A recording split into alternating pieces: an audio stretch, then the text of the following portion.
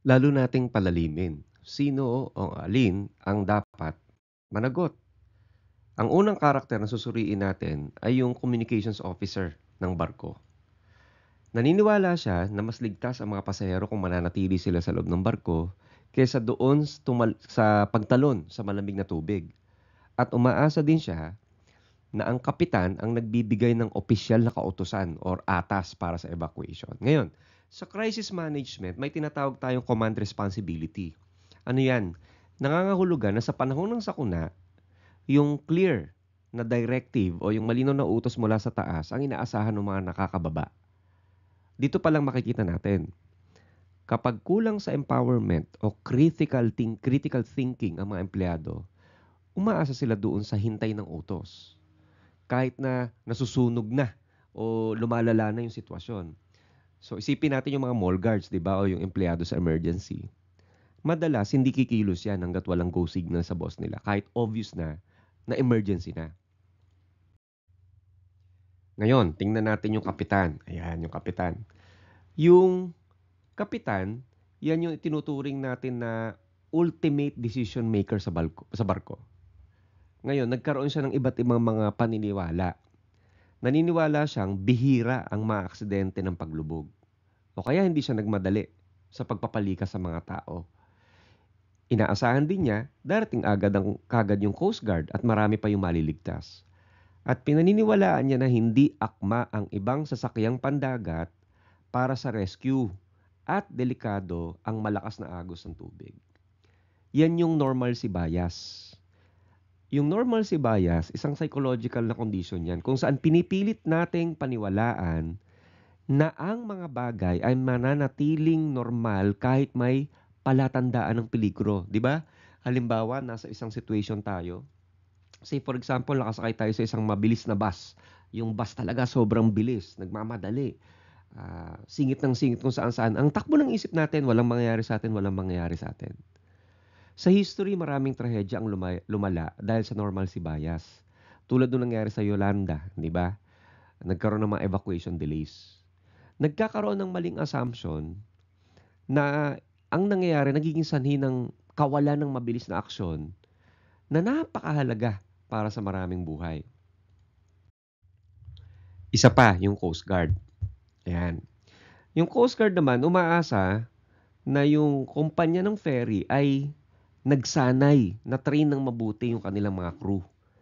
At inaakala nila na kaya ng mga crew members na isagawa o idaos yung rescue operations kahit walang karagdagang training. At naniniwala din sila sa capacity ng kapitan na pamunuan ng evacuation. At ligtas yung ferry. Ngayon, kung titingnan natin sa pamahalaan o kahit sa korporasyon, may tinatawag tayong trust but verify principle. Trust but verify principle. Kailangan mo maniwala sa kakayahan ng mga tao, ngunit kailangan mo ring siguraduhin ito sa pamamagitan ng regular na pagsusuri. So, halimbawa sa mga small maritime company sa Pilipinas, madalas hindi mahigpit ang safety drills dahil assumed na alam na nilang lahat. So, ang assumption ng Coast Guard, pwede nating sabihin talaga na naging dangerous or mapanganib. Hindi sapat ang tiwala kung walang konkretong validation. Isa pa sa mga cast of characters natin ay yung patrol vessel na naniniwala na ang evacuation sa ferry tapos na, nangyari na. Ang role nila, kuhanin o salukin yung mga tao na nando sa tubig. Hindi yung tumulong sa loob ng ferry. Yun talaga yung role nila. Ito yung classic na case ng silo mentality. Silo, S-I-L-O. Ano yung silo mentality? Yun yung ugali ng mga departments o teams na ang tinatrabaho lamang nila is kung ano yung nakatagal talaga sa kanilang trabaho. Wala silang pakialam sa trabaho ng iba. Sa malaking negosyo sa Pilipinas, madalas nangyayari yan. Yung sales team, hindi nakikipag-coordinate sa product development team.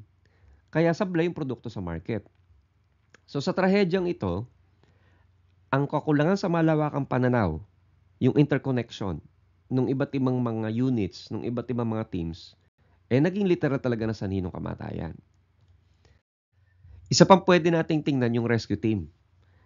Naniniwala sila na nai-order na yung evacuation. Na ang paniwala nila, kakaunti na lang yung natitirang pasahero. Base sa sinabi ng isang nasagip. Ha? Yan yung confirmation bias. Ano yung confirmation bias? Yan yung tendency ng isang tao na paniniwalaan lamang nila yung isang impormasyon kung tugma doon sa inaasahan o gusto nilang paniwalaan. Hindi na nila kinu-question yung information. Hindi na nila actually kinu-question yung information na konti na lang yung natira. Kaya hindi sila agresibo naghanap pa ng mga buhay doon sa ferry.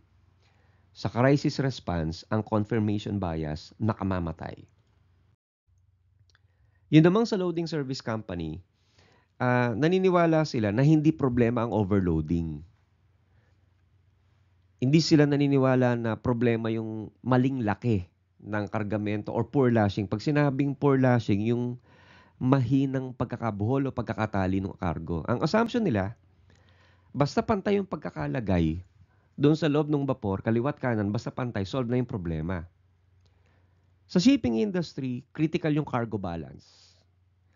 Yung maliit na pagkakamali sa kargamento, maaaring magbago ng center of gravity ng barko.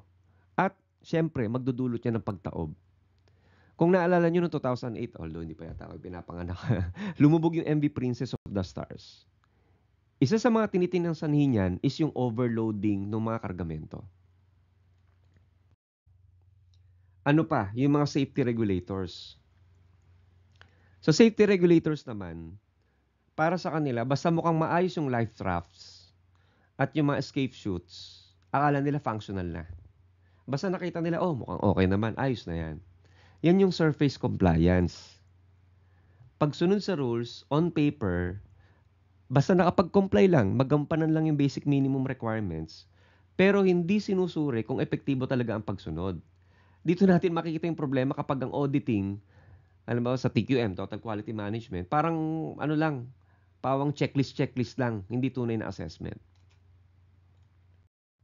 Ang mga pasahero naman, naniwala na ligtas silang maghintay ng rescue dahil sa announcement ng crew. And then, naniwala din silang darating ang Coast Guard para sa kanila. Although, binanggit nga natin na yung Coast Guard, ang iniisip nilang role nila is sasalain lang nila o kukunin lang nila yung mga tao basta't nasa dagat na. And marami rin sa kanila ang naniwalang mas alam ng crew ang tama kaysa kumilo sa sariling desisyon. At ito yung tinatawag na authority bias. Yung natural tendency ng mga tao na sumunod sa mga figures of authority kahit minsan hindi tama yung utos. Kasi di ba ang paniwala natin, basta figures of authority, expert yan. Alam nila yung ginagawa nila. So tayo, tumatalima sa kanila. So sa maraming kasaysayan ng trahedya, may mga ganyang pangyayari na kung saan mayroong blind trust sa authority na nagiging saninong kamatayan. Aralin nyo na lang. I-search nyo na lang sa internet. Halimbawa yung Jonestown Massacre. O kaya yung Mount Everest disaster noong 1996. Ngayon, sa mga susunod na videos, makikita natin ano ba yung lagay. Ano ba yung ginagawa ng mga pasahero bago sila malunod, bago sila makulong sa kabinera at doon sila samay-samay na namatay. Panoorin nyo. 다리 아파. 살려줘. 스윗.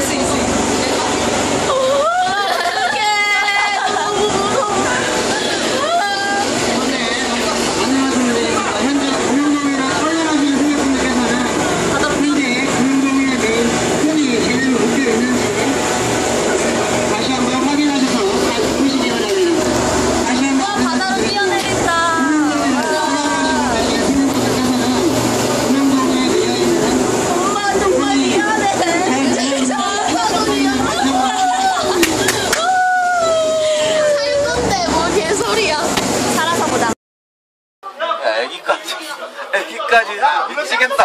아, 실제 상황이야. 평소에 안 보이던 단절함이 여기서 다 본다고. 없지? 네 뒤에 쪽에도 없어? 네. 저기 다 떨어졌어? 아, 수영 여자방에 더 있어. 여자방에 이거 센세 어딨어? 나도 알고 싶어. 선생님들도 다 괜찮은 건가? 카톡 왔어 쌤한테. 뭐래? 애들 괜찮냐고. 선생님도 여쭤봐. 근데 선생님도 카톡을 지금 안 보고 있어.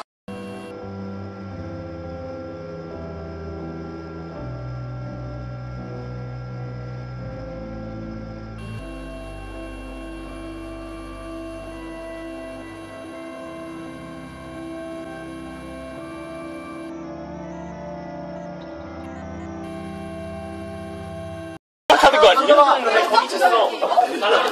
야 어디 뭐 지금? 야 지금 우리는 살아야겠다. 진짜 눈에 좋게? 하나 줘봐. 어딨어? 야 저기 구멍 좀 열어줘. 야 있어. 쏘라봐 여기 있어. 야야야야야 조심해. 여기서 바라면 애들 다 났어. 그러면 저렇게 닫았자. 아 좋아 그래. 그렇게 던져줘. 야 구명조끼. 씨발 나 믿는다. At kung titingnan natin, hindi lang isang tao o isang grupo ng mga tao ang may pagkukulang. Maraming sistema ang nagtutulungan o hindi nagtutulungan para mauwi sa trahedya. Unahin natin yung educational system. 'Di ba? Sa mga estudyante, sa mga teachers, ano yung napansin ninyo? 'Di ba? Ang kanilang katuruan, kasanayan, sumunod sa authority. 'Di ba? Yung mga seafarers naman at saka yung crew, pwede nating sabihin kulang yung kaalaman sa tamang emergency response. Yung training programs na pinalalampas yung simulation exercises o hindi ina-emphasize ang tunay na crisis management. Kung saan yung mga trainers at instructors, maaaring hindi rin updated o hindi siniseryoso yung training standards. Classic example, di ba sa atin sa eskwelahan, mag-amin na tayo sa earthquake drill, hindi natin siniseryoso yan. Ang iniisip natin compliance lang, basta mahalaga, magawa natin earthquake drill. Pero ang tanong, siniseryoso ba? Tingnan din natin yung market system. Yung mga kumpanya gaya ng shipping lane. Ano ba yung inuuna nila? Cost cutting kaya? O safety standards? Makuha kaya yung profit? O makapag-operate ng safe? Tingnan din natin yung cargo service providers. Pinabayaan ba yung overloading at maling pagkakalagay ng kargamento? So ano ba talaga yung iniuna? Yung kita ba o yung customer safety? Sa political system naman, yung mga regulators. Kulang ba sila sa training or sadyang nagbubulag-bulagan dahil sa korupsyon o red tape? Paminsan, yung mga batas o inspeksyon, ginagawa lamang for compliance. Pero hindi talaga sinisiguro yung objective ng compliance na yon o ng mga batas na yon. And that is for safety. So ito yung systemic failure theory. Kung saan yung interaction ng mga multiple weak link sa isang sistema nagke-create ng catastrophic outcome. So sa madaling salita, hindi isolated yung problem, nagkakabit-kabit yung kahinaan.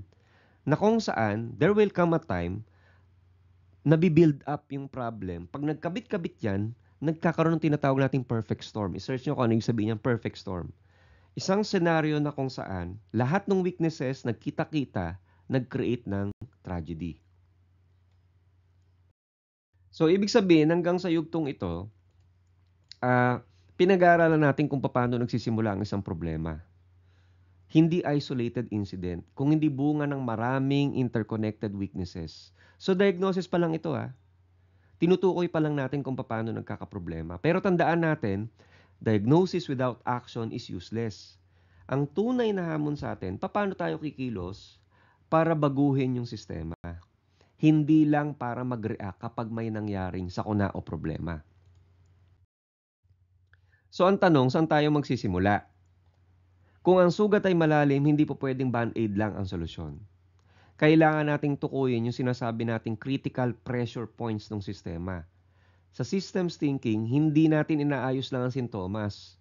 Inaabot, kinakalantari, hinahanap, at tinitingnan din natin yung sources of the problem. Halimbawa, kung madalas bumabagsak yung mga call center agents sa quality assurance, hindi lang dapat sila retraining agad. Retraining. Baka mali ang hiring standards o kulang sa mentoring o hindi realistic ang mga performance targets. Kaya kailangan strategic at systemic ang pananaw natin sa pagbabago. Ngayon, gamitin natin ng konkreto. Siyempre, kung ano yung malapit sa atin, yun ang aralin natin. Yung ating educational system, particular sa Bulacan State University. Hindi ba't parang pareho din? Sa unang tingin, kung may mababang board exam passing rate, kung hindi masyadong competitive yung mga graduates, ang sisisihin agad natin estudyante o guro eh. Di ba? Pero sa systems thinking, tanungin natin, anong klaseng training support ang natatanggap ng mga guro? Paano ba dinidesign yung curriculum? Updated ba sa pangangailangan ng mga industriya? Paano sinasanay yung mga estudyante sa critical thinking? Puro lang ba memorization, kabisaduhan? So sa madaling salita, hindi isolated ang problema. Produkto ito ng systemic gaps, pwede nating sabihin sa leadership system, sa curriculum design, sa teacher development, at student engagement. So, ano ba talaga? Simulan muna natin. Ano ba talaga layunin ng isang state university gaya ng BULSU? Tingnan natin ang maraming competing goals, yung mga goals na naglalaban-laban. Ano ba yon? Siyempre, makapag-produce ng matinong graduates dahil yan ang inaasahan ng CHED at LGUs. Makapagpatupad ng research outputs para sa accreditors at rankings. Makapaglingkod sa community dahil public institution tayo. Makapag-employo ng marami at matitinong teachers at staff upang mabawasan ang employees. Pero, kapag pinilit pagbigyan lahat ng goals ng walang tamang prioritization or isipin natin, ito yung goals pero hindi tayo sumusunod sa kung ano talaga gusto nating tahakin, nagkakaroon ng dilution. Minsan na-overload ang teacher sa dami ng administrative work. Kaya hindi sila makapagturo sa effective teaching. Minsan din napipilitan yung mga estudyante na pumasa sa halip na matuto dahil pressured ang sistema na magkaroon ng mataas na graduation rate. So yan yung tinatawag nating goal displacement. Na yung original na goal, napapalitan ng surrogate goals. Surrogate goals. Ibig sabihin, hindi natin na-achieve yung goals, pinepeki natin yung achievement ng goals. At maraming mga colleges ang naglalagay ng mas maraming events kaysa learning hours para lang makabuo ng extension program. Halimbawa lang, kasi accreditation requirement siya. So, hindi na impactful ito sa mga estudyante. So, sa mga susunod na slides, ang gusto ko pag-usapan ninyo.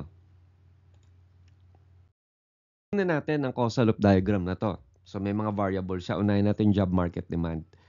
So, yung job market demand, tumutukoy ito sa pangailangan ng merkado, ng market, para sa mga graduates ng university. So, nakaka-apekto to sa curriculum market bridging. Dahil kailangang iakma ang curriculum upang matugunan yung mga pangailangan ng industry.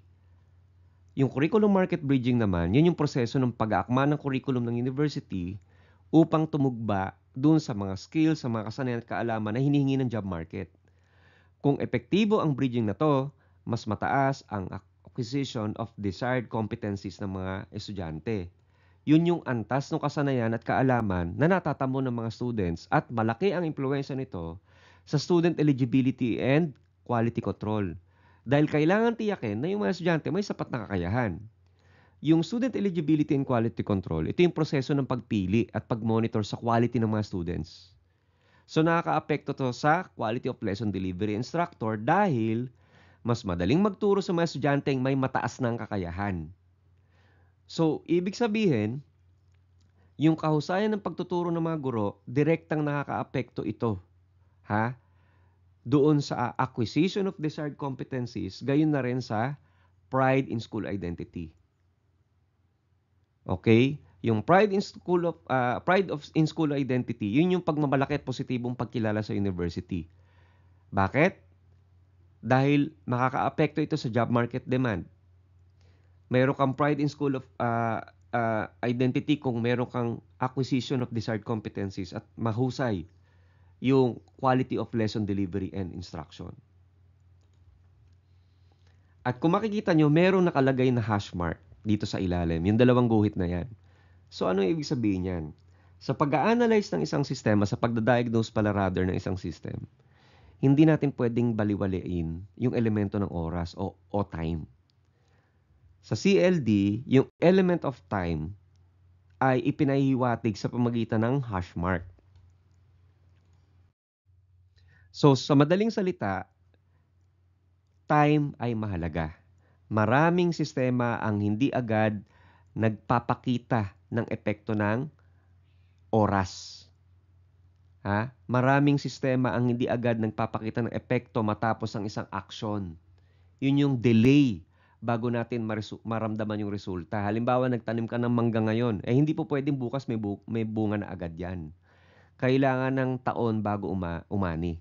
Ganyan din ang pagre-resolve sa systemic problems. Kaya mahalagang tanungin natin, kailan makikita ang epekto ng mga ating akbang.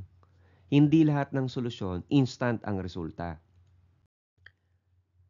Time is an essential element. Yung pagkaantala o tinatawag nating time delay sa pagitan ng sani at bunga, kadalasang hindi napapansin yan. Kaya madalas nating minamaliit ang mga long-term effect. Say for example, sa education, mabilis ang epekto ng mass promotion. Kung naalala nyo ng COVID, mass promotion. Lahat gagraduate. Para gumanda yung graduation rates. Pero ano nangyari? Hindi agad nakita yung pagbulusok ng quality ng mga graduates after 3 to 4 years. So pag sinasabi nating time o yung time delay, gaano katagal na yung variable A magti-trigger sa pagbabago sa variable B? Yung mga short-term solutions, makapagpo-produce ng long-term consequences. Pwede nitong i-diffuse or i-undercut yung anumang immediate benefits na bunga ng short-term solutions. Sa causal loop diagrams, ginagamit natin yung hash mark sa gitna ng arrow para ipakita na may delay sa epekto. Sa madaling salita, kahit na kumilos tayo ngayon, huwag nating asahan na bukas agad ang pagbabago. Dapat tayong maging matiyaga at maingat sa pag-observe ng mga results. Ang important reminder dyan, hindi sapat na tingnan ng ano ang nangyari, kailangan nating tanungin kailan ito nagsimulang mabuo. So, ibig sabihin, tanungin natin ang ano, tanungin natin papaano, at sa systems thinking mahalaga, tanungin din natin ang kailan.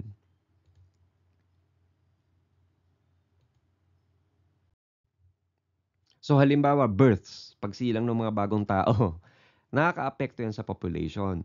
So, meron silang same direction relationship. Kapag dumami yung births, tataas yung population.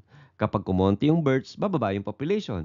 Kapag tumaas yung population, nagkakaroon ng reinforcing loop, tumataas din yung possibility na dumami din yung births kasi mas maraming tao. Pero, kung titingnan natin, hindi instant. Kasi kapag dumami ang pinanganak ngayong taon, hindi pa sila agad magiging bahagi ng workforce or consumer base, di ba? So, ibig sabihin, may delay ng mga 15 to 20 years bago maapektuhan yung economy, bago maapektuhan yung dami pa ng births. Kasi may proseso yan. Sa kabilang banda naman, mentras maraming mamatay, bababa yung population. So, mas maraming deaths, bababa yung population. Mas kaunting deaths, tataas yung population. So, meron ding delay dahil ito ay depende sa lifespan ng tao. So, kung titingnan natin, mula deaths hanggang population, merong opposite relationship naman yan, di ba? From population to deaths, merong same relationship. Bakit? Mentras dumadami yung population, mas tumataas yung proportion ng mamamatay. So, nagkikreate yan ng balancing loop. Ganon din sa education. Kung magbabago tayo ng curriculum ngayon, hindi pa natin makikita ang epekto ng mga bagong graduates makalipas ang ilang taon. So, ibig sabihin mahalaga yung time delay sa pagko-consider ng diagnosis ng sistema. Ang importante dyan, ang time delay, hindi lang usapan niya ng simpleng ilang taon o buwan. Hindi ito automatic na, halimbawa, 1-month delay, 5-year delay. Nakadepende ang delay batay sa bilis ng pagproseso ng sistema. Sensitive ba ang system sa changes? Gaano kabigat ang intervention na ginawa? O, halimbawa, sa business. Yung pagtaas ng customer satisfaction dahil sa service improvement, may time delay yan bago makita sa sales. So, hindi literal na how long yung pinag-uusapan. Kung hindi, pag meron kayo napapansin na delay sa pagitan ng cause at effect, nung intervention sa impact, then gagamitin natin yung hash mark. Paano natin matutukoy kung saan ilalagay yung time delay mark sa ating causal loop diagram? Una, the change in a condition and our awareness that the condition has changed. Anong ibig sabihin yan? Yan yung tumutukoy sa agwat sa pagitan ng aktual na pagbabago sa isang sitwasyon at sa oras kung kailan natin ito napagtanto o nalaman. Kasi madalas hindi natin agad namamalayan yung changes or yung pagbabago dahil sa limitation ng ating kakayahan na agad na makita at maproseso yung information. Halimbawa sa negosyo, maaring bumaba yung benta ng isang produkto dahil nagkaroon ng shift doon sa kagustuhan ng mga consumers. Hindi kaagad natin ito malalaman. Hindi kaagad ito malalaman ng company hanggat hindi nila sinusuri ang kanilang sales reports na pwedeng gawin weekly or monthly. Kaya may time delay sa pagitan ng pagbaba ng benta at awareness ng company sa pagbaba ng benta. Yan yung una. Pangalawa, our awareness that the condition has changed and our decision to act. Ito yung agwat o yung pagkaantala sa pagitan ng oras, ng panahon rather, kung kailan natin nalaman ang pagbabago at yung panahon kung kailan natin or kailan tayo nagdesisyon kung ano ang gagawin tungkol dito. Kailangan kasi nung panahon para pag-aralan yung situation. So, may mga pagpipiliing options, gagawang plano. So, halimbawa sa negosyo, let's say telecommunications company. So, nalaman ng isang telecom na dumarami yung mga customer na nagrereklamo tungkol sa mabagal na internet connection. Pero, kailangan pa nilang pag-aralan kung mag-i-invest ba sila sa bagong infrastructure, magbibigay ba ng mga discount sa mga customer para medyo lumamlam o humupa yung kanilang galit, or magkakaroon sila ng bagong advertising campaign, mga advertisements. Kaya may time delay o pagkaantala sa pagitan ng awareness sa problem at sa desisyon ng company kung anong action yung gagawin. Pangatlo, the decision to act and the act of implementation. Ito yung pagkaantala o yung agwat sa pagitan ng paggawa ng desisyon at sa aktwal na pagpapatupad ng desisyon. Halimbawa sa negosyo, nagdesisyon ng isang manufacturing company mag-install ng bagong machinery para mapataas ang production efficiency. Ngunit, siyempre, hindi naman isang palakpak, isang pitik, lilitaw na yan, di ba? May impact na kagad. Kailangan pa mag-order ng machinery. Kailangan pang i-deliver. Kailangan i-install. Kailangan i-train yung mga empleyado kung paano gagamitin yung makina. Kaya may time delay sa pagitan ng desisyon na mag-install at mag-operate ng machinery. And implementation and a corresponding change in the condition. Ito yung agwat or pagkaantala sa pagitan ng pagpapatupad ng aksyon at sa oras kung kailan natin makikita ang epekto nito. At madalas, hindi kagad-kagad nakikita ang resulta ng isang aksyon. Kailangan pa ng panahon para ito ay magbunga. Punta tayo halimbawa sa bangko. Let's say naglungsad ang isang bangko ng bagong loan product, di ba? Para makaakit ng mas maraming borrowers. Ngunit hindi agad tataas yung kanilang loan portfolio.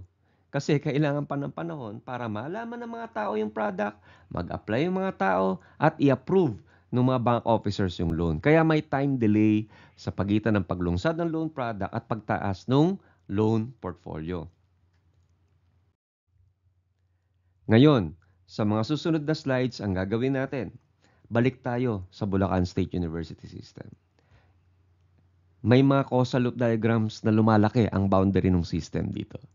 So, what I want you to do, magkaroon kayo ng team discussion. I-discuss ninyo ang variables. I-discuss ninyo ang connections. Ang same at opposite directions and relationships. Ang mga feedback loops. So, sa susunod na mga slides, magkaroon kayo ng discussion.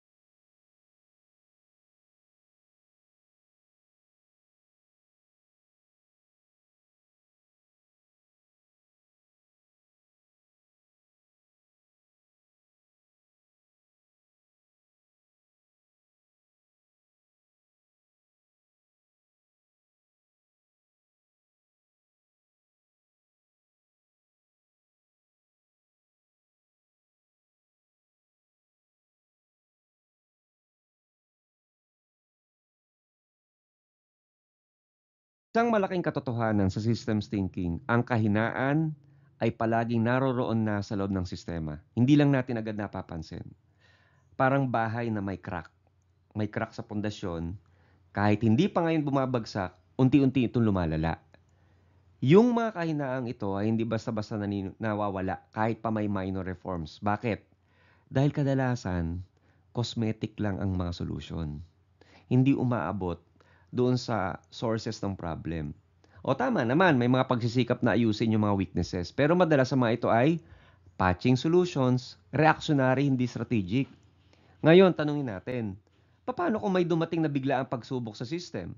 Paano kung merong exogenous variable o bagong pressure galing sa labas ng system na hindi planado? Halimbawa sa business, yung global economic recession. Halimbawa ngayon, yung sa high fuel prices, sanhi ng conflict sa Russia, 'di ba?